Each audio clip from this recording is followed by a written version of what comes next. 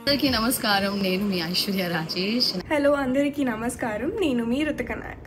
మనకి ఒక mega family shopping destination రెడీగా ఉంది. మన Subhapradam grand shopping mall of mega family. Grand opening on October 17th.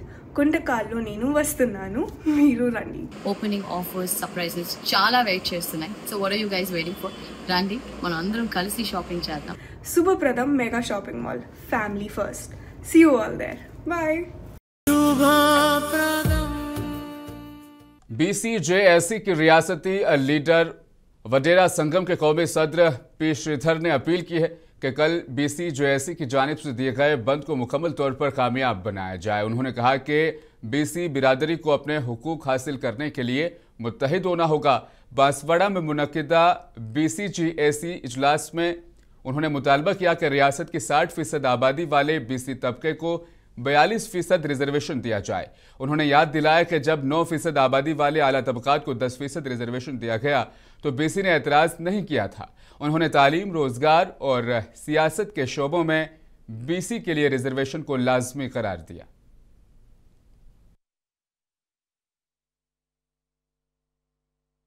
రేపు రాష్ట్ర వ్యాప్తంగా తెలంగాణ బంద్ కోసం బీసీ సంక్షేమ సంఘం వనగంగాధర రాష్ట్ర ఉపాధ్యక్షుని చెప్పడం ఏమైందంటే, రేపు అందరూ మనకు బీసీ సంఘం నుంచి మంచి స్పందన వచ్చింది. అందరూ ఒకతాటిగా వచ్చి మేము రేపు ఎక్కువ సంఖ్యలో బైక్ ర్యాలీ తీసి బాన్స్వాడ బంద్కు జయప్రదం చేయగలరని కోరడం అయింది. అందరూ మనస్ఫూర్తిగా వచ్చి మేము ముందుకు వస్తామని బీసీ సంక్షేమ नायब वज़ीर आला भट्टी विक्रमार्का ने मरकजी बीजेपी हुकूमत को आड़े हाथों लिया। उन्होंने कहा कि BC तबके को 42% रिजर्वेशन न मिलने का वाहिद जिम्मेदार मरकज की बीजेपी हुकूमत है। उन्होंने कहा कि रियासती हुकूमत ने बारहा सदर जमहूरिया और वज़ीर आज़म से मुलाकात की इजाज़त मांगी, लेकिन मरकज़ ने मंजूरी नहीं दी। उन्होंने अवाम से अपील की कि 18 अक्टूबर को बीजेपी के खिलाफ होने वाली एहतजाज में भरपूर शिरकत करें।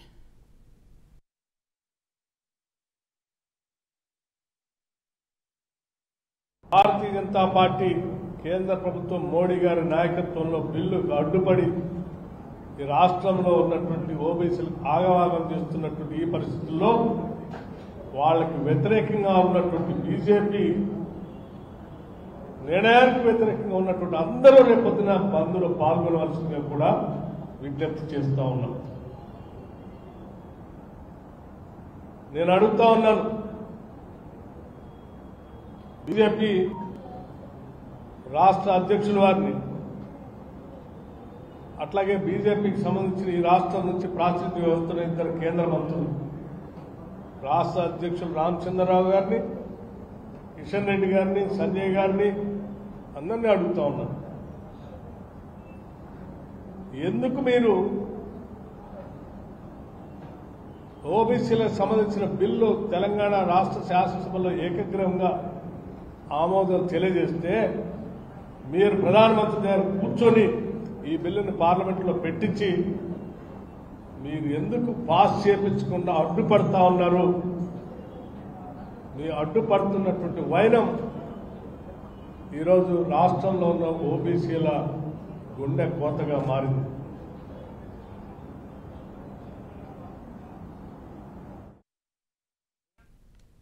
कांग्रेस लीडर जामला किरण कुमार रेड्डी ने कल BC बंद को कामयाब बनाने की अवाम से अपील की। उन्होंने कहा कि बंद को कांग्रेस पार्टी की मुकम्मल हिमायत हासिल है। जामला ने कहा कि BC तबके को 42% रिजर्वेशन की फराहमी के लिए कांग्रेस पाबंद अहद है और इस मुतालबे की हिमायत में बंद में शिरकत करेगी।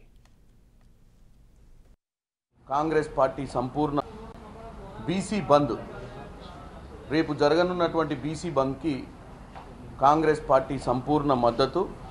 మా PCC అధ్యక్షులు మరియు రాష్ట్రంలో ఉన్నటువంటి నాయకులందరూ కూడా మద్దతు ఇవ్వడమే కాకుండా ముఖ్యంగా ఈ యొక్క BC బంద్ను పిలుపునిచ్చి అన్ని పొలిటికల్ పార్టీస్ని సంప్రదిస్తున్నటువంటి BC నాయకత్వానికి కూడా ముఖ్యంగా కాంగ్రెస్ పార్టీ చిత్తశుద్ధితోటి మీ అందరికీ తెలిసిందే రాహుల్ గాంధీ గారు భారత్ జోడో యాత్ర సందర్భంగా దేశంలో జనగణనతో పాటు కులగణన కూడా జరగాలని, కులగణనలో ఎవరికి ఎంత శాతం జనాభా ప్రాతినిధ్యం ఉంటే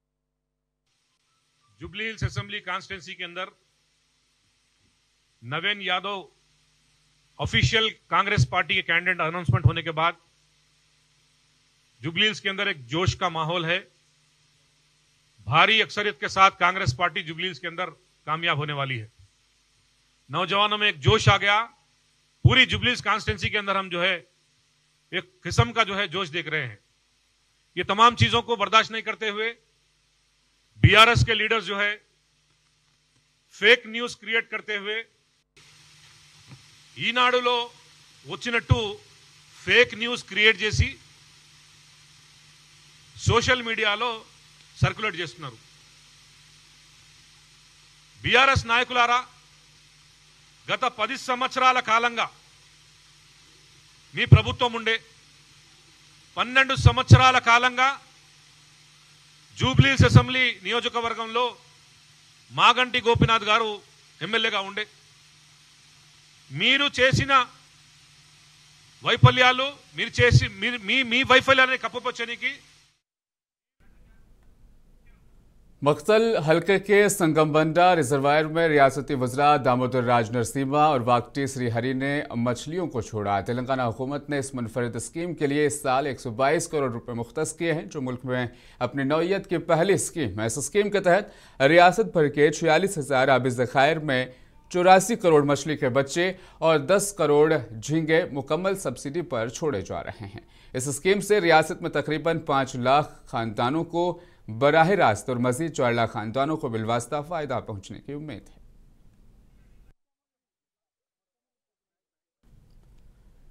मरकजी वजीर किशन रेड्डी ने आज हैदराबाद में कपास किसान ऐप का इफ्तिताह किया। कपास की तरक्की के लिए तैयार करदा कपास किसान ऐप का ऐलान किया, जो कॉटन कॉरपोरेशन ऑफ इंडिया के जरिए किसानों की मदद के लिए शुरू की गई है। इस ऐप के जरिए किसान अपनी पैदावार की तफसीलात दर्ज कर सकेंगे और खरीदारी मराकज से मुतल्लिका मालूमात हासिल करेंगे। यह स्कीम दिवाली से नाफिज अमल होगी। जो किशन रेड्डी ने बताया कि वज़ीर-ए-आज़म नरेंद्र मोदी की क़यादत में गुज़श्ता 10 बरसों में कपास की कम अज़ कम इमदादी कीमत दोगुनी हो गई है और सिर्फ तेलंगाना में CCI के जरिए 23 से 25 हज़ार करोड़ रुपए की कपास खरीदी जा चुकी है। 122 सेंटर्स में हम कॉटन परचेस करेंगे। अगर मोर देन 340 जिन्निंग मिल्स इसमें प्रोसेस करेंगे। हमारे हर 122 सेंटर्स में सभी जगह कमिटीज डाले हैं जिला कलेक्टर के नेतृत्व में। किसानों से रोज़ मिलेंगे, किसानों का कोई प्रॉब्लम ना हो, मीडिएटर्स ना हो, पूरे पैसे उनके अकाउंट में डालेंगे। आधार कार्ड लिंकित करते हुए सीधा भारत सरकार किसानों के अकाउंट में इसका MSP के पैसे उनके अकाउंट में, किसानों के अकाउंट में डालेंगे। 3 दिन के अंदर, अगर CCI को कपास देने के बाद 3 दिन के अंदर पैसे मिलेगा। अगर कुछ प्रॉब्लम है तो मैक्सिमम 7 डेज के अंदर भारत सरकार CCI के द्वारा जो कॉटन प्रोड्यूसर्स फार्मर्स है उनका अकाउंट में पैसे देंगे। दीपावली